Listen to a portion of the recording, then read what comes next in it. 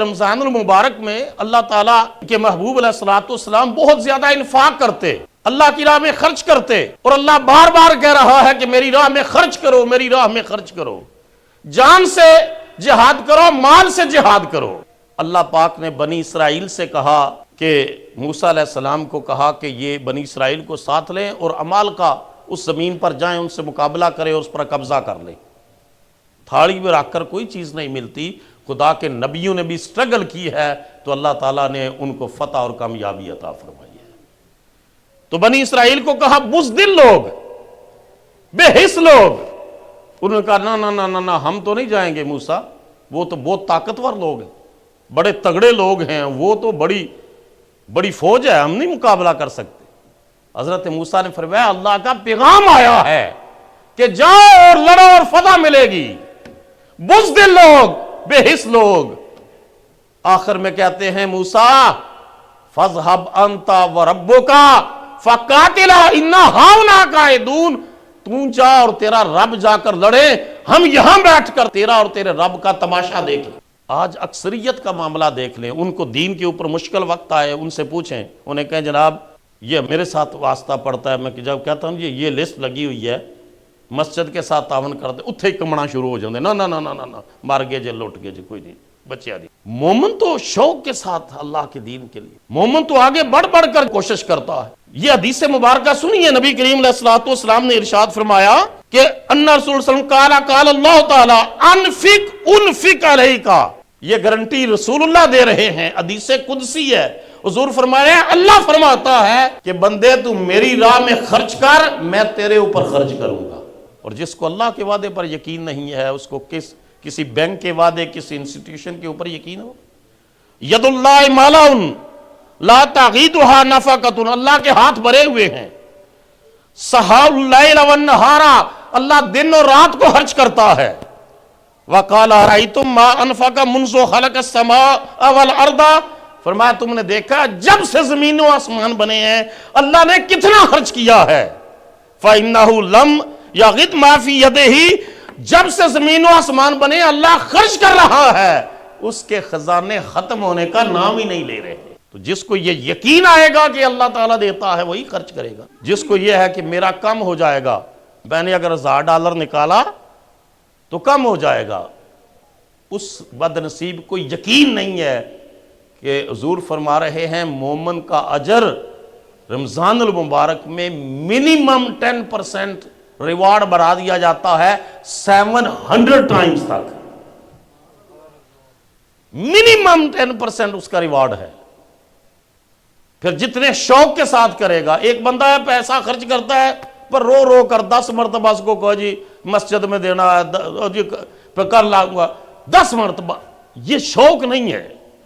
شوق یہ ہے، یہ 4 بندوں کے نام لگے ہوئے ہیں، انہوں نے یہ اعلان کیا رمضان شریف سے پہلے اور پچھلے سال بھی، جب تک مسجد کا قرضہ ختم نہیں ہوتا آپ بغیر پوچھے بھی ہمارا نام یہاں لکھ دے رہا کریں۔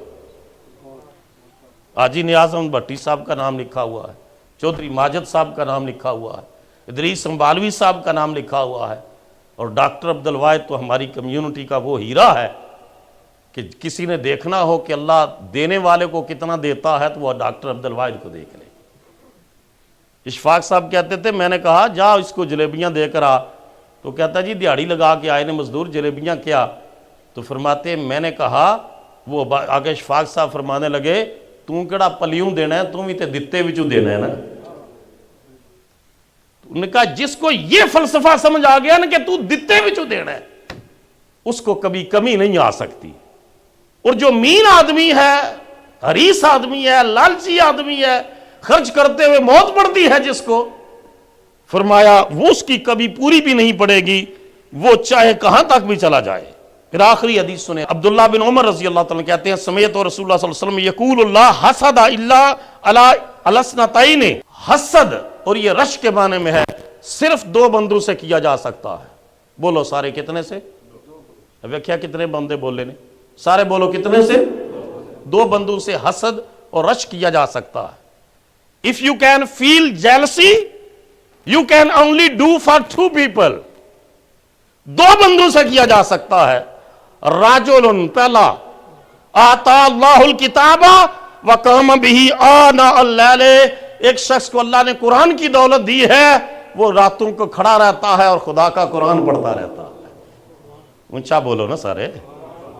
آپ کہہ سکتے ہیں اللہ اکبر، کاش میرے پاس یہ آواز ہوتی، کاش یہ میرے سینے میں یہ قرآن ہوتا، جس طرح یہ پڑھتا ہے میں بھی خدا کا قرآن پڑھتا رہتا۔